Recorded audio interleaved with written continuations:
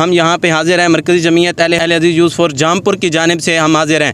یہ آپ منظر دیکھ سکتے ہیں، یہ جامپور کے نوائی علاقے کا منظر ہے۔ یہ لوگ یہاں پہ کتنے دنوں سے یہاں پہ موجود ہیں، ان کی پکار نہ کوئی ان کی آواز سن رہا ہے۔ یہ خیمے آپ دیکھیں، یہ اپنے بچوں کو کہاں پہ سلائیں، کہاں پہ لٹائیں۔ جب بارش تیز آ جائے، آندھی تیز آ جائے اور نیچے سیلاب اوپر سے بارش برستی ہے، یہ کیسے گزارا کریں؟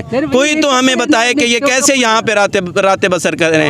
یہ ان کے بچے بیٹھے ہیں، تو آپ کو ابھی تک خیمہ نہیں ملا؟ کہنا آپ کو کیا ضرورت ہے؟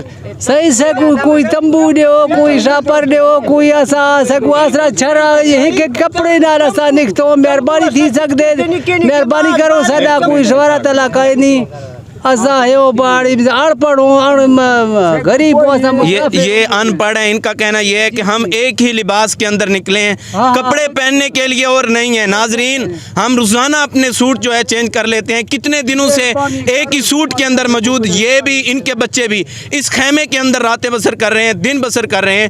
کیا ہم اللہ کو کیا منہ دکھائیں گے؟ ہم صرف اے سی روم کے اندر بیٹھ کے ویڈیوز دیکھ کے ہنس مسکرا دیتے ہیں۔ ان کا حق ہے، یہ مسلمان ہیں۔ تو ہم یہاں پہ اہل حدیث یوتھ فور جامپور کی جانب سے پہنچے ہیں، ان کے لیے کھانا لے کے پہنچے ہیں، اسی طرح ان کے لیے پانی لے کے پہنچے ہیں، اسی طرح ان کے لیے خشک راشن اور نقدی رقم بھی لے کے پہنچے ہیں۔ اللہ تعالیٰ ان کی حفاظت کرے اور اللہ تعالیٰ انہیں سلامت رکھے۔